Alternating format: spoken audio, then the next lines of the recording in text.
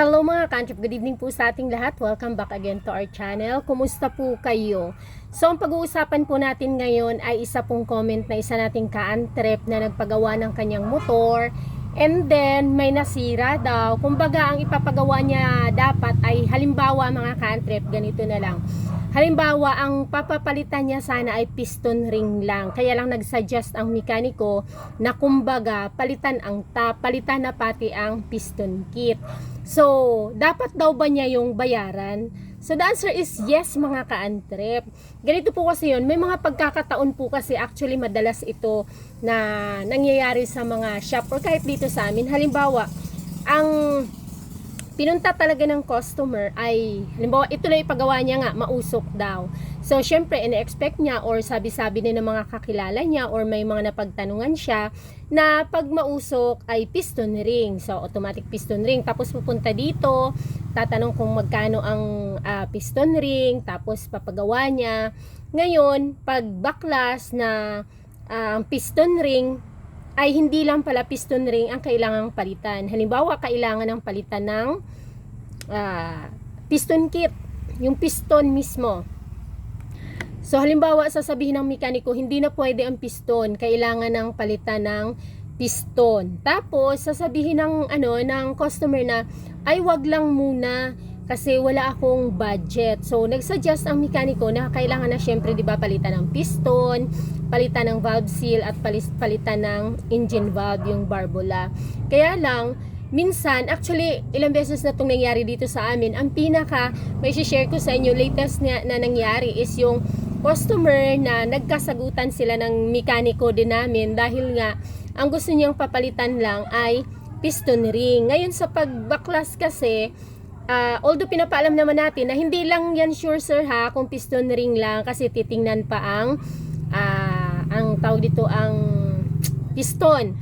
So syempre like that, piston kung sira na ang base gasket or cylinder head gasket, valve seal, automatic yan or barbola, kailangan palitan. Ngayon yung nangyari doon sa customer na yon na umabot na kami doon sa okay na yung piston ring, papalitan ng valve seal.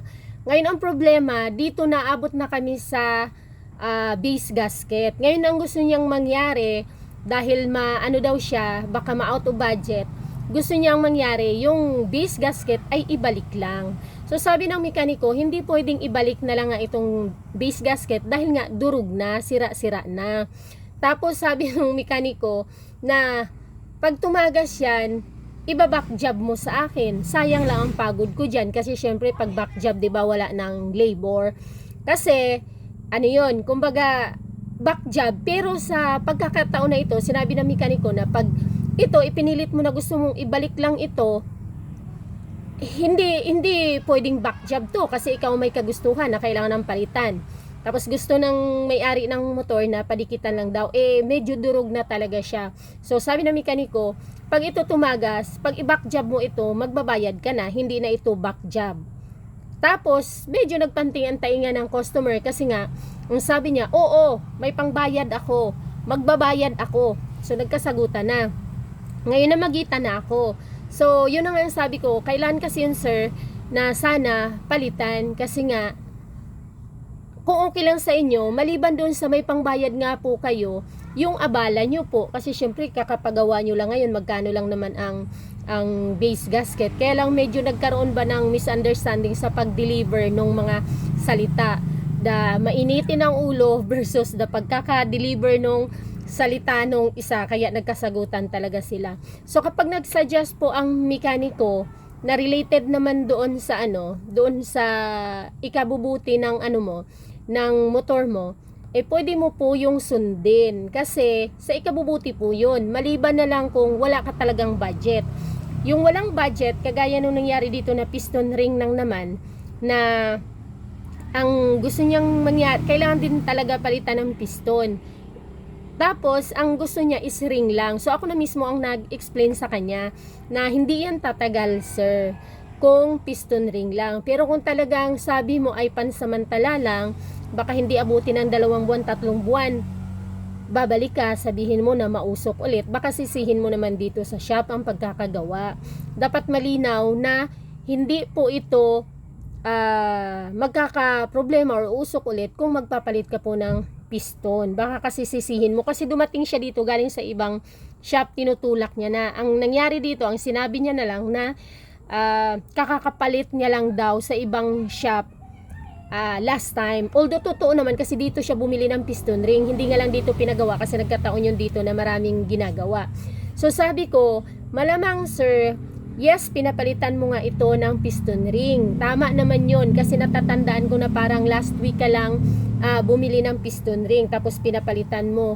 Kaya lang, sigurado po ako na baka po nagsuggest sa inyo ang mekaniko na palitan ng pati ang piston, valve seal, engine valve at mga gasket. Kaya lang, siguro po, ikaw ang nagsabing hindi na muna kagaya ng gusto mong mangyari dito ngayon. So, na gusto mo ring lang ulit. Sabi ko magagastusan ka po kasi uusok ulit yan. Tapos, ang sisisihin mo ay yung pagkakagawa. Kasi ito, alam ko talaga na dito ka bumili ng ring. Pinagawa mo sa iba. Tapos ngayon, halos wala pa nga isang buwan, umusok naman na din. Tinulak na, papunta na naman dito. Sabi ko, hindi pa rin po ito magtatagal kung hindi mo papalitan. So, sabi niya, kung pwede daw bang utangin. So, nandoon na tayo sa pwedeng utangin. Kaya lang, yung tao na yon, kaya nga umiiwas-iwas na dito kasi doon sa kabilang shop namin, mayroon ding utang na tinatakasan na matagal na. At bago nangyari yun, may kulang din siya sa spark plug na binili niya na sabi niya ay ibalik niya lang ang kulang na hindi niya ibinilik ang kulang tapos wala na siguro siyang ka-choice kasi ang motor niya nasa ibang shop tinulak papunta dito siguro hindi gawin doon sa kabilang shop kasi nga kailangan ng mga pyesa or baka sinabi niya pwedeng utang hindi siya pinautang kaya pumunta dito at gusto dito mangutang. So hindi ko siya pinautang dahil may 2 records na siya. Una yung sa kabilang shop namin na matagal na kinalimutan ko na lang. Tapos dito mga nakaraang buwan may kulang siya, hindi siya bumalik. Sabi niya na balikan niya lang. Tapos yung bumili siya ng ring, hindi ko na rin siningil, hinayaan ko na nga lang. Tapos yung nagtulak ng motor dito dahil sa ganon. So kapag nagsuggest po doon sa sinabi na pagbaklas ng mekaniko kailangan daw i-overhaul, may ganun po talagang mga pagkakataon. At mas maganda po, halimbawa po kasi ganyan na may damage talaga sa loob, yung mga natutuyuan ng langis, tapos talagang grabe ang damage, mga natutuyuan ng coolant.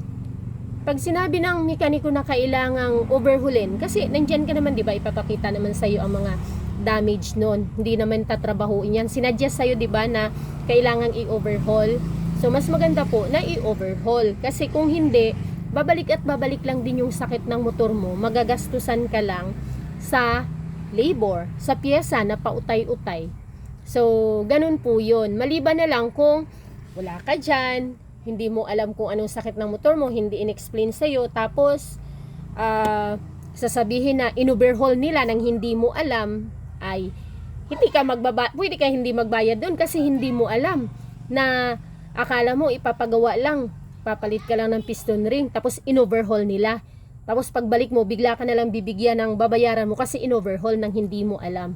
So, pwede kang magalit doon. Pero yung sinuggest sa iyo ng mekaniko na i-overhaul, pero ayaw mo, dapat malinaw din doon sa iyo po na kung ano man ang kalabasan ng pinagawa mo dahil nga nagtipid ka sa budget or isipin mo na hindi ka naniniwala, pag binalik yun at nagka-problema, hindi na po back job yun.